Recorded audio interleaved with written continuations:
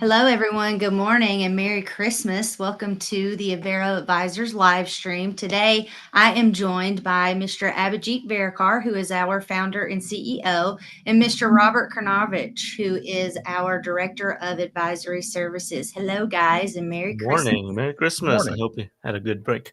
Yeah, I hope everyone had a great time with their families and enjoyed the time off. Today, we are going to talk about building a robust implementation team.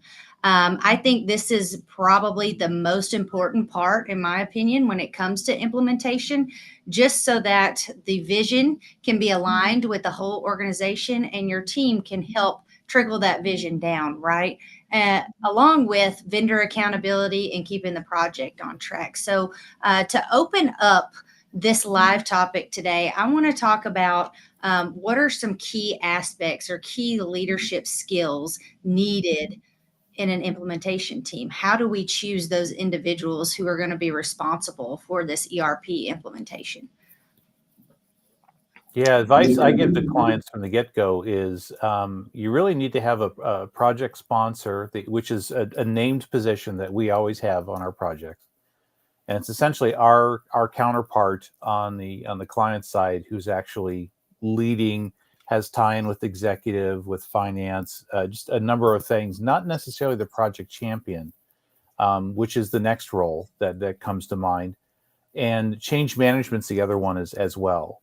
And those are so important because in some clients, they all tie to the same person. It is one person who's doing your change management, who's doing your championing of the project, who's also your project sponsor.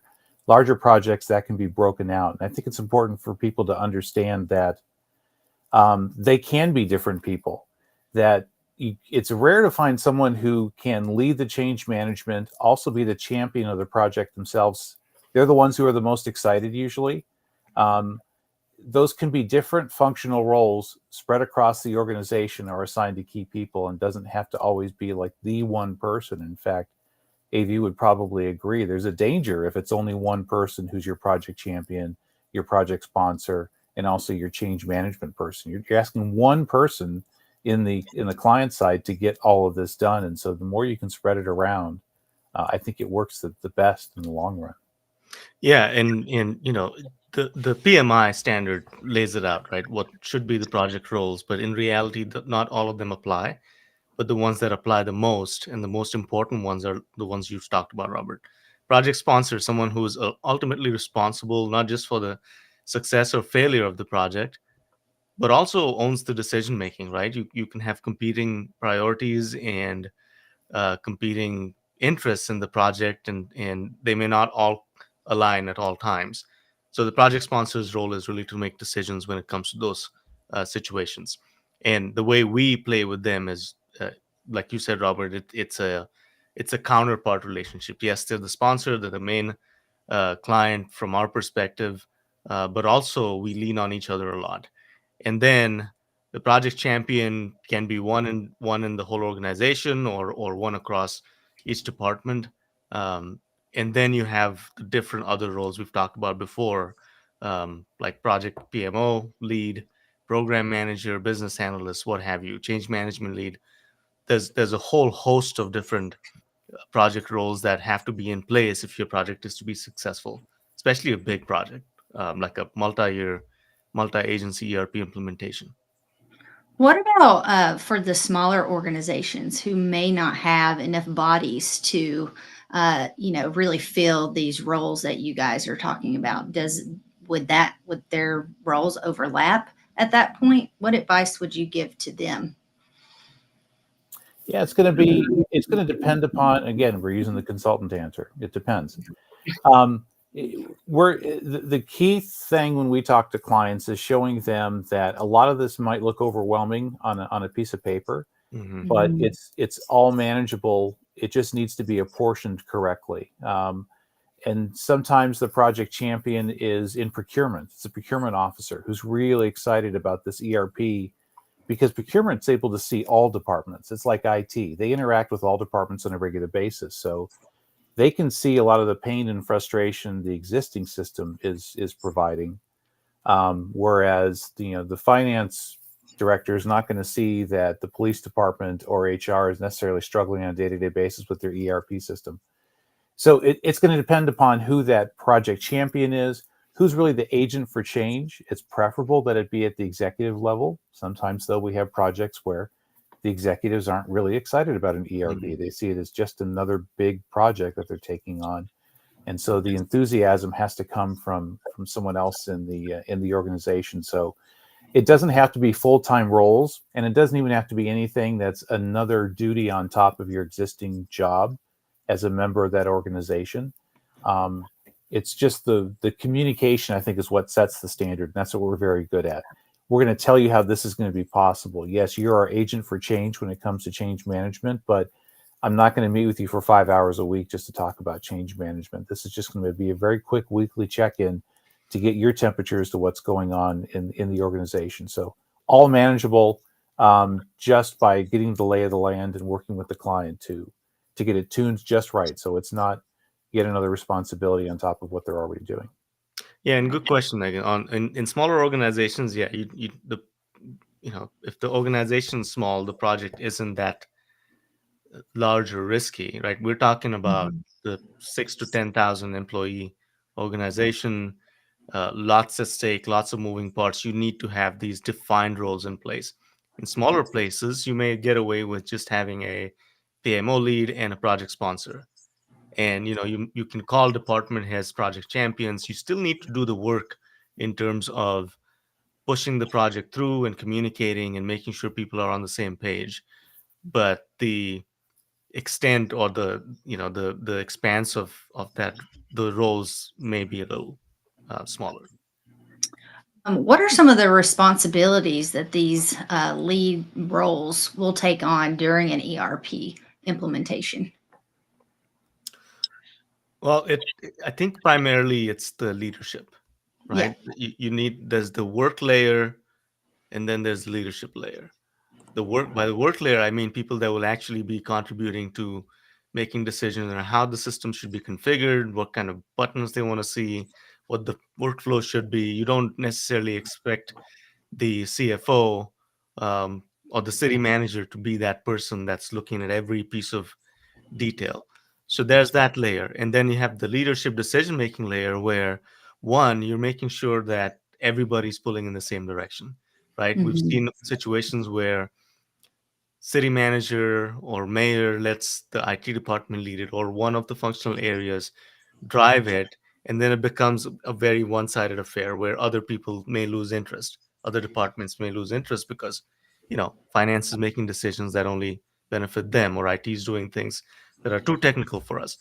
Mhm. So the sponsor role is critical in breaking those deadlocks to make sure that everyone's as excited as they were on kickoff day and keeping that momentum going. um, so it's really important to have that role in place, big or small, of an agency. Perfect. RK, do you have any comments on that question? Well, I was just thinking, sometimes we get executives who do want to do that sort of detail. They do want to Mhm. be shown this is exactly how this screen's going to look and be configured, and that's okay. Um, what they wind up realizing, though, especially if they're a big advocate for technology change and they've done this before in a prior organization, they really want to be part of this project. But they do reach a point where suddenly it's, I got 25 things on my plate. I'm managing enterprise risk on a daily basis. At some point, their interest in their ability to be that detail involved with ERP wanes, and so that's why it's still important at the very beginning to define these roles and figure out how this is going to work out, because you don't want to suddenly have to pivot to someone else and then drag them through halfway down the road to implementation or testing. Um, Establish it at the very get go. Even if someone goes, I don't know how I'm going to do this project, I don't have the time, I'm not the expert on this. We are able to go in there very quickly at the very beginning and go, this is who you're going to need. Let's start those relationships now. And you might not need them for a couple of months, but let's establish this now, and it goes a lot smoother. Well, and clients also, especially the ones that haven't been through this before, Yeah. they have different words for the same things, right? We might say project sponsor, but they've been to some training that someone else held and they called it something else. So you have to be cognizant of that fact and make sure that terminologies match, Mhm. right? Things like what is a project sponsor versus what is a project manager versus what is a program manager. And you have to define these things before you name them so that the client and you are on the same page on what that role entails. We've been in situations where we kicked off a project and the project sponsor is asking for, well, where's the project team? Where's the project team? And we're saying, this is your project team. And the sponsor asked us for weeks, right, Robert? It was like, well, when are we going to set up the project team? So then we came down to like, tell us what you mean about a project team. And to that client, it meant a team that would be on their side working dedicatedly on this project through the end and beyond. And to us, it was like, well, this is your consulting project team. And as we go along, we will pick people that we need for subject matter expertise or workflow design and things like that. So, really critical to make sure you have a good definition of what you're talking about when it comes to roles. Yeah, and let us leverage our experience, because I'm thinking of a client recently who, the day of the kickoff, wanted to know, when do I start doing my staff augs? When do I start pulling people from various departments to be the SMEs for this particular project? And it took a lot of discussion to show them, you can do that if you need to, if there's an internal pressure for you to build that team, but there is nothing right now for them to do specifically. I really don't want to put Mhm. people in a room and sit them down and go, okay, this is the project that's coming, but by the way, there's nothing for you to do for to 2.5 months. So let us leverage our experience in showing you how to do that. And we understand government procurement. We understand that you can't just turn around tomorrow and grab someone and bring them in as a staff aug. There's a lot of process that has to be done in local government. We will give you advance notice to give you plenty of time to do that. So just allow us to leverage our expertise to help guide you, so that you're not in a situation where you've got 7 people who are now sitting in a room because they were redesignated for an ERP project, but they don't have anything to do yet. Hmm. I think that's a more uncomfortable position for the client. Whereas, let us show you how this plays out, how this times out, and give you the lead time to do what you need to do. Well, All and right. it goes back to defining, not just defining things up front, but also the executive alignment piece we talk about Mhm. and do for our clients, right? Let's get all of the players in the room at the very top with this main sponsor and define how what this is going to look like, what the risks are, where the flashpoints might be, what happens if you do get into a fight. Like Mhm. rules of engagement need to be laid out way before the kickoff happens. So Yeah. that phase before you start phase one is critical, where you're just talking to the executive team, making sure everybody's aligned behind what the outcome of this project should be and what the rules of engagement are. Yes. In your all's opinion, we talk about bridging this gap between the IT department and then governmental operations, right? So, in your all's opinion, do you think that you should have a role of a liaison between the two, or should you lean on a consultant like a Vero to help bridge that gap between technical knowledge, sorry, and government operations?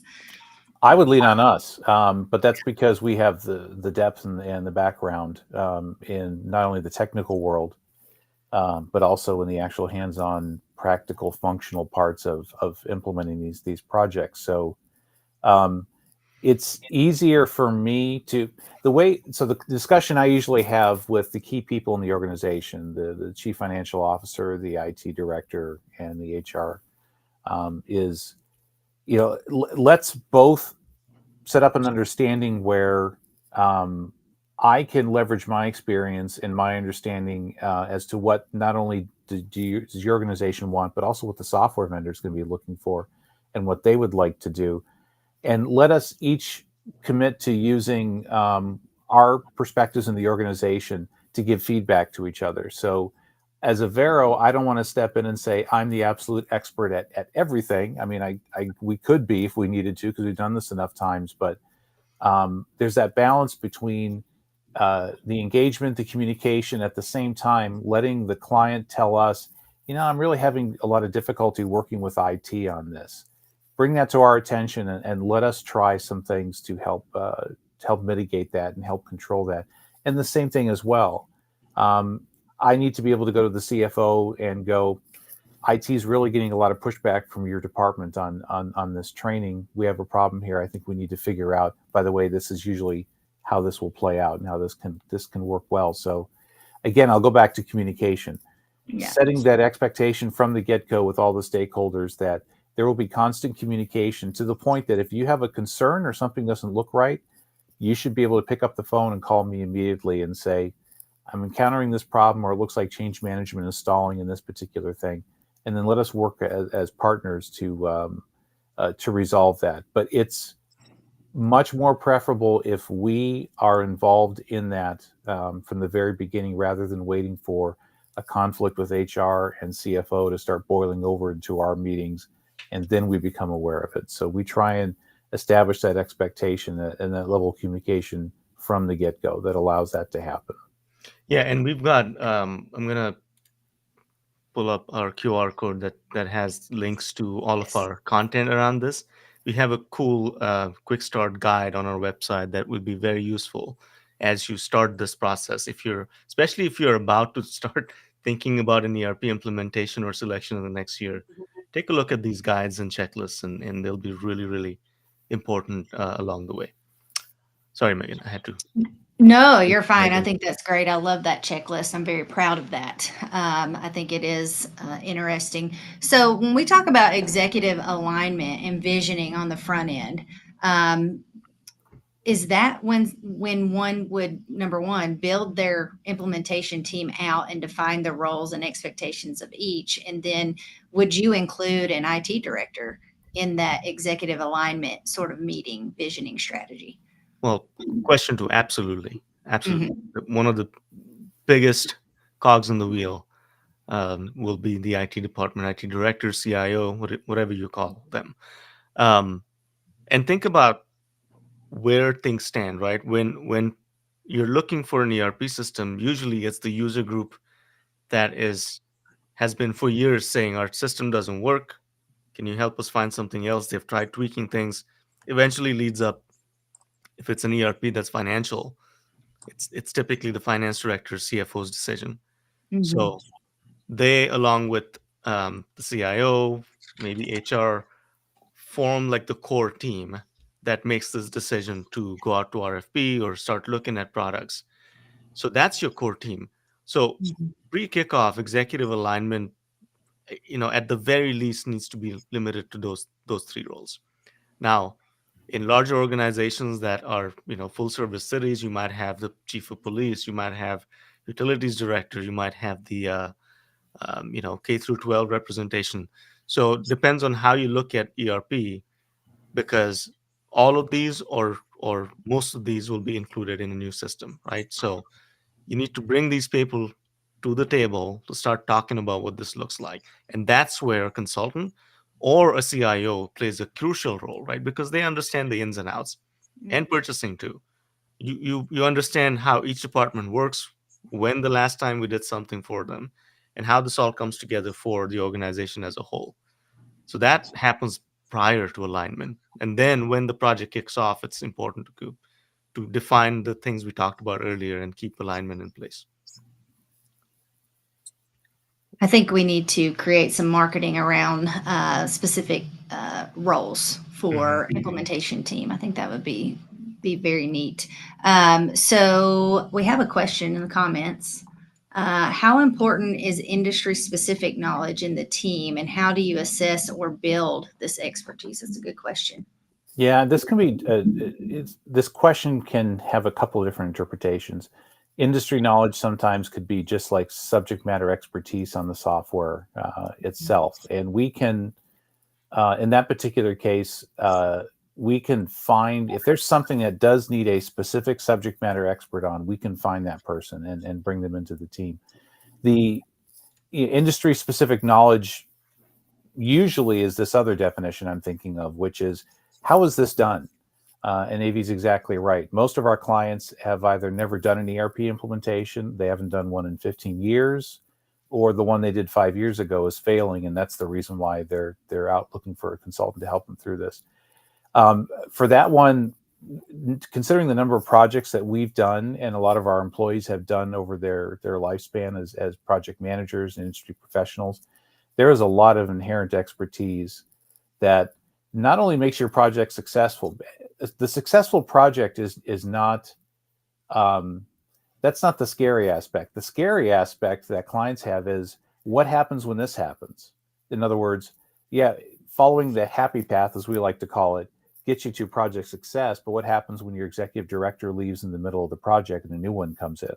Mm-hmm. Very tricky situation. We know how to handle that and not allow that to derail the project. Your CIO could leave in the middle of the project. So key stakeholders leaving. And then sometimes it's just unforeseen events. We had a small client we were working with that had to have a major outlay of capital to mitigate a serious community situation that temporarily derailed that ERP project. And there's a way for being able to handle that, to being able to either pause the project or redirect the project to be able to deal with this other risk that's occurring in the organization and still allow you to get to a successful timeline. Because the option of just, well, we're halfway through and I need to take my money and go do something else, so let's just kill the entire project is not, first of all, it doesn't make sense. Going back to your elected board, they're like very upset that you just wasted a lot of money to do a halfway implementation. So a lot of times they turn to us and go, okay, tell me how this works. How am I able to park this project for a month or two and then resume it? Are there things we can be doing in the meantime? So when we talk about industry, specific expertise, in my mind, that's what clients are really looking for. How does this functionally play out? How does this work? And where's the leadership going to be from you guys when a project variable pops up? Yeah, and it's not just industry expertise, right? It's subject matter expertise. Yeah. They are also looking for people with accounting expertise. They want your support on setting up the chart of accounts, or if it's a transit agency, they need somebody with transit experience or having done work with transit agencies. So it's functional and industry specific, and you don't always need it. That's the key point here, right? You'll need SMEs, subject matter experts, for specific pieces of the project or to answer specific questions. But you don't need that kind of resource throughout the project, because it's a combination of your own staff, your IT department, maybe your outsourced, outside consultant, and then you lean on them to bring in the expertise as needed for very specific pinpointed things.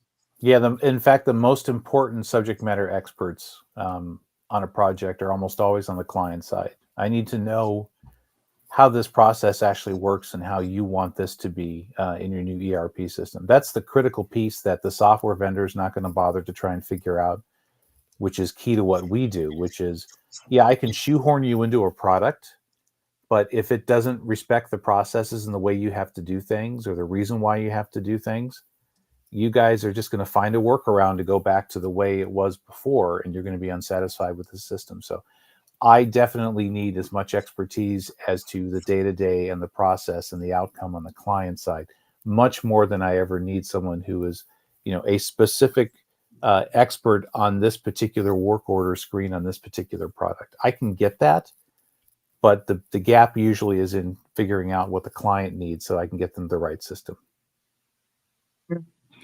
We have another question. I was going to try to bring it up. It's a two-part question. So from Clay, thank you for joining, Clay. Do you have any tips for an organization that is looking to hire someone new to work with the consultant project team to handle the day-to-day of the project? And then what does that job description look like, and what skills and experience should they look for in a candidate? Yeah, it's going to vary a lot from client to client. Larger clients, you can probably be more specific because you're targeting something where you need a staff aug. But usually on the smaller clients, it's I need another body. I need someone else in here who can handle, even if it's just scheduling folks. So I'll give a number of examples.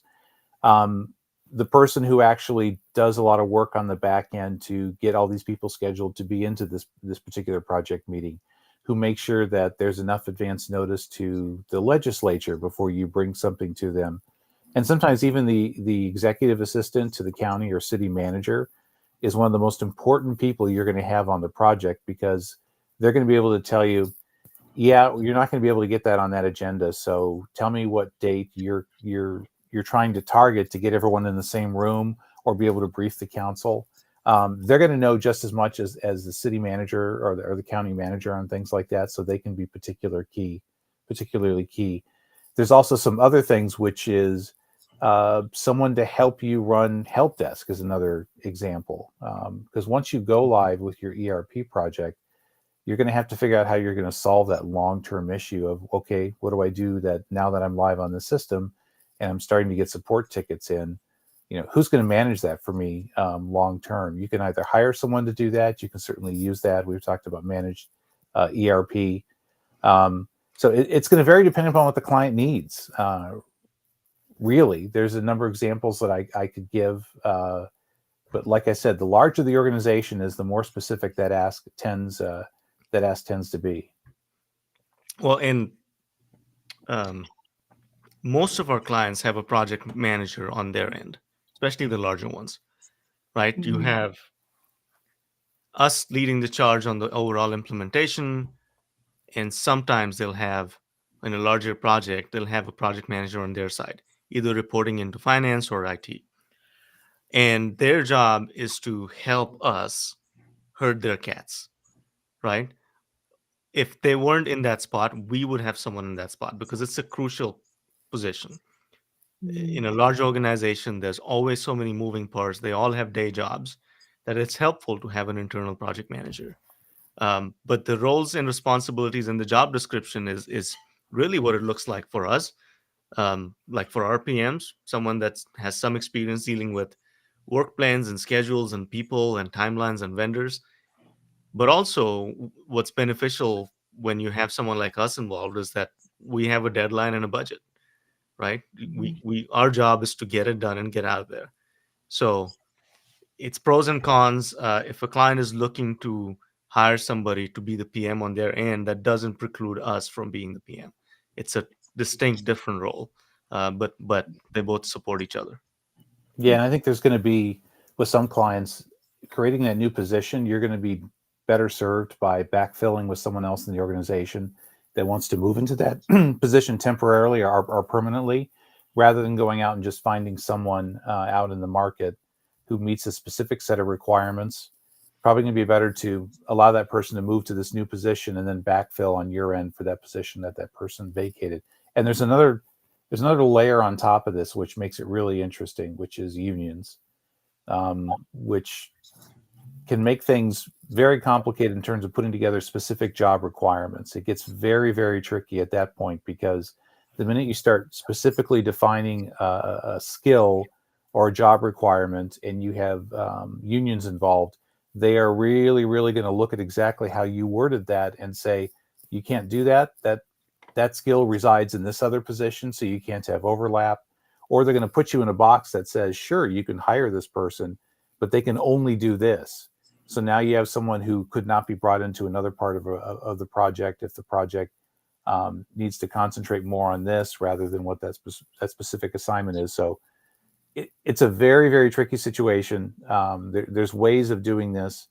And generally, it's not to be too specific on what you're asking for, because that puts you in a box and then makes it very difficult to use that person as a resource in other areas of the project. I want to talk about effective communication and collaboration strategies within the implementation team, right? You have all these different ideas and wants and needs, and you bring them all together, and we've tried to create a vision that aligns with everyone's thoughts and wants and ideas. So how can we help foster effective communication and collaboration throughout the ERP implementation team? Yeah, so I'm very big on breaking down and eliminating assumptions. We tell our clients this a lot, which is, I'm not going to allow the software vendor to operate on assumptions, and we don't operate on assumptions, and I'm not going to force you as the client to have to operate on assumptions. Things will be specifically spoken about and communicated. That'll be the level of expectation. So again, like I said, if someone has a concern, they come out of an internal meeting that we weren't involved in, and they're sensing, yeah, we got a little bit of a change management issue related to this ERP project. I want them to pick up the phone and call me immediately and say, I think we have a problem here. Let's see if we can figure out a way to navigate that. So I always look at it from that perspective, breaking down and eliminating assumptions. And that's a challenge for us as well. We have to make sure that we don't assume the client understands what we're talking about. We are going to stop and make sure that it's crystal clear that everyone in the room understands what we're talking about, what the outcomes are, and not just, try and steamroll over people with a bunch of jargon. That's my approach to communication, and what we like to have our projects team do throughout the entire project, no matter who they're talking to. Well, Right. and slowing things down is also critical, right? You're depending on when you bring us in, or any consultant. If you're a good consultant, you'll tell the client not to go by the vendor's timelines. Vendors are going to say, we can get this done in 6 months, and you're going to be left holding the bag. We've talked about the definition of go live and what done means. So Mhm. it's important to define that. So, um, timelines and go live and what data you want to transfer really should be defined by you, the client, and not anyone else. Yes, and at the beginning, right? Absolutely. Before you do any of this. Yeah. Um, what are there any tools or practices you all would recommend for effective communication amongst the team? Oh, often in upfront, um, Yeah, good, bad, or ugly, right? It needs to be on the table. It needs to be in right. the risk register. It needs to be talked about, because there is no bigger risk than bad communication. Hmm. And you have to, again, going back to slow it down, be comprehensive, and do it right, because this is it should be once in a career if you do it right.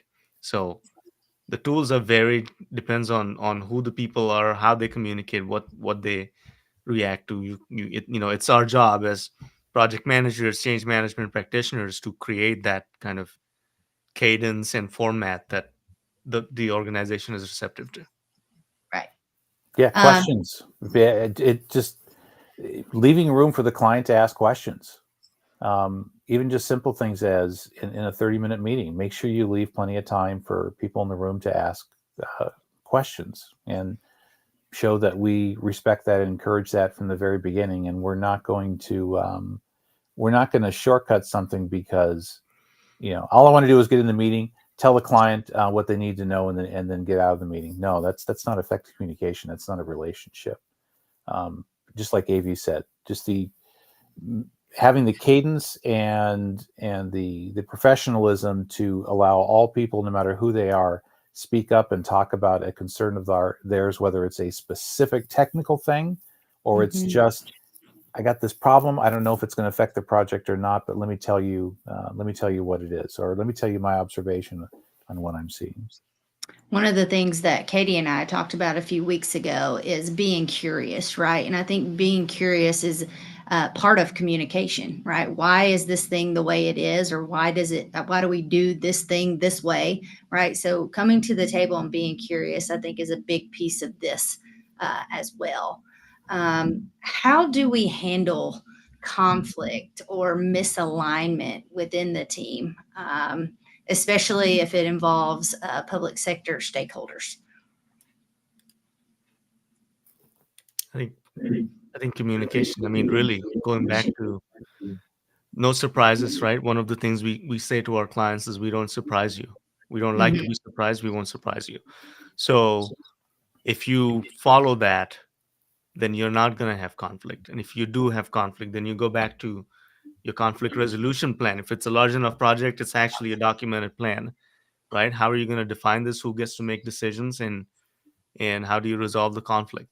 Um, so variety of different ways, but I think it all goes back to having defined what this should look like when it's done, right? And if everyone is pulling in that same direction, if you're communicated to about timelines, key milestones, what's needed from you, and it's documented well, it shouldn't be a surprise. So therefore, should not be a conflict. And there are opportunities for people to say no to something or change something throughout the process. We provide various opportunities for feedback on a project or a work plan. And if you haven't said something during that feedback window, then I'm sorry, it's too late. But it's not always very rigid. You can always make changes as long as it's driving in the right direction. Yeah, I agree with that. If we're doing our job correctly and we're managing communication correctly, we're going to know something's coming before it actually reaches the point of conflict. We're going to know that, there's already a disagreement going on between these two particular people. Just like we promised the client, the minute we know that there's going to be a problem with the timeline because the software vendor suddenly has to switch out people, the minute we know there's a risk to that timeline, you are going to know as well. We're not going to sit on that news for days or weeks and then try and figure something out and come to you. When risks and variables pop up, the client's going to know those as well. And it's going to be the same way for us. We're going to know something's coming. We're going to sense that this is going to be a problem so we can step in and mitigate it before it becomes a true conflict between two people or a group of people. It's going to be controlled and mitigated before it even gets to that point, so that there is no escalation of tempers or all those other things that when we say conflict, that's what people think of. We resolve a lot of that in the background, so it never has to get to that point. Could you all share some examples of where collaboration and communication worked well in an ERP implementation, or maybe one that didn't work well, and how we maybe came in and saved the day, or what we did to get the project back on track? The ones that come to mind for me that worked well is at the very beginning, we wind up having a meeting with the key stakeholder and they tell us, I'm scared to death about this project. They start revealing things that they're not telling other people in the organization, which is great because I can mitigate that relief. I can show you that there is a way to do this. There's a way to manage that. And there's a way to address your concerns rather than until waiting 3 months in the process. And I'm sensing that you're really upset about something or you're really concerned about something. So the great communication ones are an immediate rapport with the project sponsor, with the key stakeholders, so that they can meet with us and go, this is really my concern, or you need to watch out for this, or there's an undercurrent that's going on in the city council that you need to know about.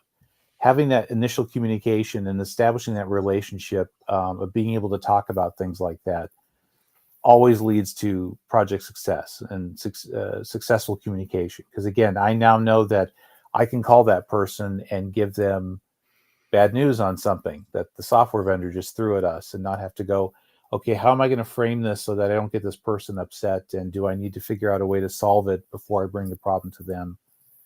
That's the key. And the ones for me that are problems with communication are almost always clients that just didn't want to communicate, either because they don't care about the project, they were just told they need to do it. It's not their style to be communicative like that. When the client doesn't want to communicate or stay involved or hold interest, those are when the problems can really start to develop. That's really rare, but it does happen every so often, especially if your project sponsor is someone who doesn't like ERP, doesn't care about it, but they got their name picked to run this project. And it takes a lot of work to show them, let us guide you on this and make this successful for you. So sometimes there's an initial communication issue in those areas that has to be overcome. Yeah.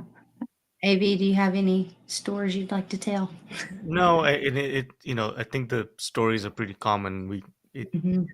There's the symptoms of certain issues, and they're pretty visible at the outset of the project. So again, going back to effective risk management Mhm. and identifying who your stakeholders are and how they operate and what takes them off is very critical, right? So Yeah. this is why we excel at this, or other good consulting companies, because they go beyond the technical. Because again, it's a fallacy to think that these are technical projects, these are IT projects. You're buying a service and you need to set it up just right so your operations benefit from it. There's very little technical stuff involved anymore. is as long as you're implementing a vanilla software as a service hosted environment, then it comes down to infrastructure and how you're connected.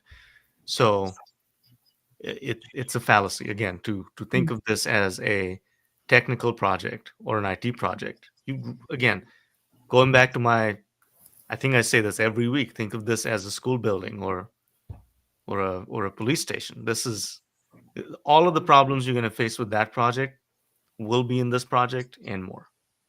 Yes. Yeah, it really, the way I've always looked at it is your consultant, your advisors on this project should be instilling a sense of excitement in you and tying this to how this is going to make your organization better. Because I tell people all the time, the mechanics of what we do as project managers, um, are great, but they're not exciting. No one goes home and tells the family, "Hey, I learned how to build a risk register today from this consultant." Um, they just, or requirements traceability matrix. These things are important functions and they're important for the project, but you still have to build that excitement in that the cavalry's coming. We are going to get you out of this functional workaround, um, bad process situation that you're in with this current system that's broken. Let's not forget that the outcome here is to have better service delivery, to have more transparency, to have higher accountability, to be able to share data easily, to be able to allow people to go into a portal to look at the data on their own for your organization. A whole variety of things. And with their housing clients, the ability to house people quicker, get them processed. Um, there are some key things that tie into this project that are exciting and tie into high level vision, but also the practical thing of the housing specialist that just wants to be able to house this person quicker. Um, that's the stuff to get excited about. That's the stuff to focus on and get people really engaged on, because the technical aspects are great. The project management mechanics are great, but at the end of the day, that's what people are going to take away as to why the project was successful. My community is now excited to be able to engage with us as a city because I'm now providing them a lot of tools to be able to do that. That's what people remember, and that's what leaves them with that good feeling at the end of the project. Yes, and that's the most exciting part for me in the work that we do is how we're changing the lives of so many people all at once, right? See the changes occurring, at that level is truly beneficial, and it's my why. So I love that. I do want to dive into a little bit. We've talked about this the last few weeks, but the data, learning where your data is and how you're going to convert it and how much you're going to move to the new system. Mackenzie asked a question in the chat, and I think it's just a good topic to dive into. But what are the most common data related challenges in ERP implementation, and how can they be addressed? And I'm going to add to that question. We're talking about team roles, right? Implementation team roles. Whose responsibility is it for the data? So two sets of responsibilities. I think one is the CFOs and the HRO, um, because they own the data, right? Mm-hmm. And the biggest decision is how much data do you want to take forward into the new system. Mm-hmm. And without worrying about where it sits or what format it's in and is it compatible, how much work, most people will say, well, we want everything from the beginning of time. But these are large or small government organizations that have been around for a long time, right? So they probably have had 4 different systems, and the last one probably was an AS400 green screen that was home baked. And it's not always easy to transfer data. So a lot of the work and money will be spent on data transfers and data cleanup if you're not careful. So that's the decision number one, is how much data do you carry forward? And then the second sort of area of responsibility is ITs and the vendors, right? If the CFO says, okay, we agree to take 4 years worth of data to the new system, IT tell me, or vendor tell me how I can archive the remaining 35, 40 years of data and how I can access it when I need to. Because you never know, right? You get a FOIA request or something happens, you have to go back to 1975 to look at a certain PO. What are you going to do? So it needs to be archived. You can't just get rid of it. So transferring only 3 years of data doesn't mean that you get rid of the rest of it. You need to have an archival solution. That's where your IT and vendors, technical folks come into the picture and give you options on how you want to archive data and access it. I think that's the most critical thing in data related decisions. This topic is what by far and large is the biggest threat to timeline and budget. Because when you start trying to bring 10 years of transactional data over, the price tag the software vendor is going to give you is impressive. It's going to be multiples of what the value of the original contract is. So they're always going to tell you, given enough time and given enough money, sure, we can migrate all your data. It's going to be a question of what's going to be practical and what's actually going to make sense for you. Most organizations only need a handful of years brought over, especially for accounting and especially for transactional data. That can be even less. So it's unique for every client, but the cost of trying to bring over everything is very commonly substantially larger than what the initial investment of the software is. So it's a very critical balance to avoid not putting you on a road where your project cost is now 5 times what it was, and it's now going to take 3.5 years to convert that data. What about data security? When you're talking about implementation, whose responsibility is to mitigate that? Whose is it? Yeah, so from our perspective, this is a discussion that needs to start at the very beginning, and even to the point of your requirements traceability matrix and matrices, your RFP document that actually goes out for when you're soliciting.